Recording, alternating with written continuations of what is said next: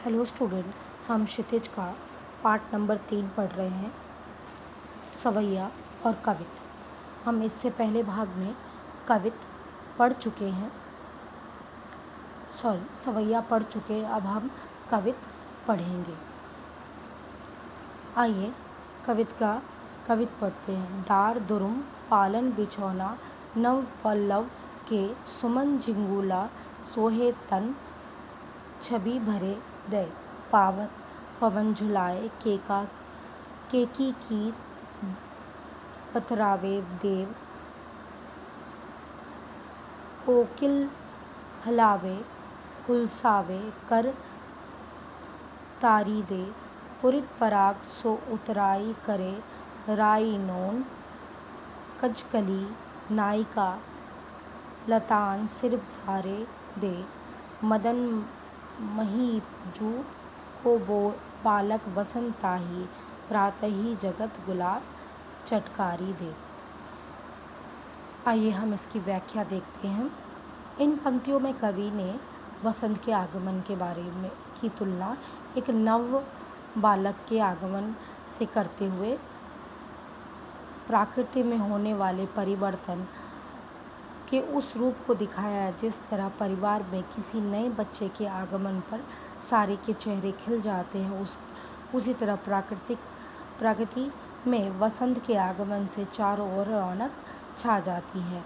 प्रकृति के चारों ओर रंग बिरंगे फूल को खिला देखकर ऐसा लगता है जैसे मानव प्रकृति राजकुमार बसंत के लिए रंग बिरंगे वस्त्र बना कर तैयार कर रही है। ठीक वैसे ही जैसे घर पे आए नए शिशु के लिए लोग रंग बिरंगे के वस्त्र बनाते हैं।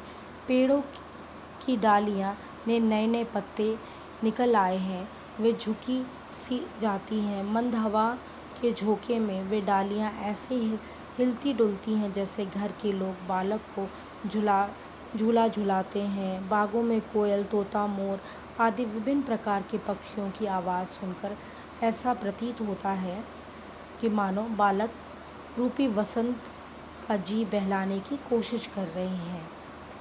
जैसे घर के सदस्य अपने तरीके से विभिन्न प्रकार की बातें करके और आवाज़ निकालकर बच्चे के मन को बहलाने का प्रयास करते हैं। कमल के फूल भी यहाँ पर खिलखिलाकर सुगंध बिखेरते नजर आ रहे हैं। वातावरण में चारों ओर विभिन्न प्रकार के फूलों की सुगंध इस तरह फैली हुई है जैसे घर में बड़ी बूढ़ी राई और नून जलाकर बच्चे की बुरी नज़र से छुटकारा दिलाने का टोटका करती है। वसंत ऋतु में सुबह सुबह गुलाब की कलियां चटक कर फूल बनती हैं तो ऐसा जान पड़ता है जैसे बालक वसंत को बड़े प्यार से सुबह सुबह जगा रही हो। जैसे घर के सदस्य बालक के बालों में उंगली देकर कंघी करते हुए उनके कानों के पास धीरे धीरे चुटकियां बजाकर उसे बड़े प्यार से जगाते हैं ताकि वह कहीं रोने ना लगे। ठीक उसी प्रकार प्रकृति वसंत रूपी बालक का आगमन से बहुत प्रसन्नचित है और वसंत रूपी बालक का अभिनंदन करती है। दूसरे कवित्य को पढ़ते हैं।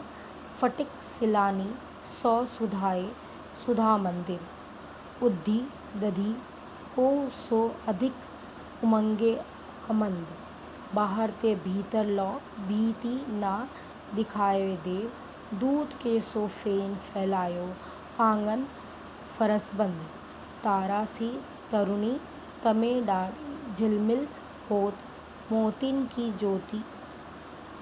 ज्योति मिलियो मलिका को मरकंद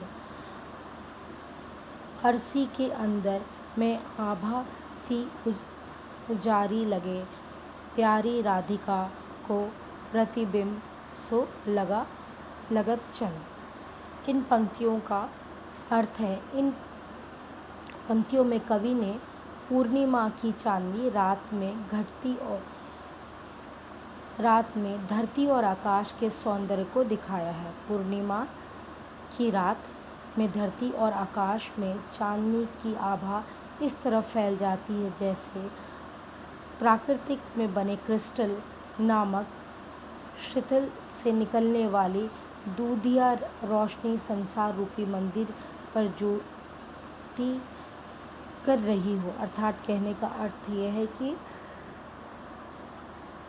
जब चाँद पूरी तरह से निकला होता है तो उसकी आभा दूधिया रंग सफ़ेद सफ़ेद चांदी जैसी नज़र आती है। उन्हें ऐसा प्रतीत होता है धरती पर दही का समुद्र हिलोरे ले रहा है। चांदनी इतनी झीनी और पारदर्शी होती है कि नज़र अपनी सीमा तक स्पष्ट देखा जा सकता है। कहने का अर्थ है नज़रों से दूर दूर तक धरती की सुंदरता को देखा जा सकता है। धरती पर फैली चांदनी की रंगत फर्श पर फैले दूध की झाग के समान उज्ज्वल है तथा उनकी स्वच्छ और स्पष्ट दूध के बुलबुलों के समान झीनी और पारदर्शी है। इसी चांदनी रात में कवि ने तारे सुंदर सुशोभित युक्ति की तरह प्रतीत हो रहे हैं जिसके आभूषण में मलिका पुष्प मरकन से मिली मोती की ज्योति के समान है। संपूर्ण वातावरण इतना उज्जवल है कि आकाश मानो स्वच्छंद दर्पण हो और उसमें राधा का मुख्य चंद्र प्रतिबिंब हो रही है। यहाँ कवि ने चंद्रमा की तुलना राधा के सुंदर मुखड़े से की है।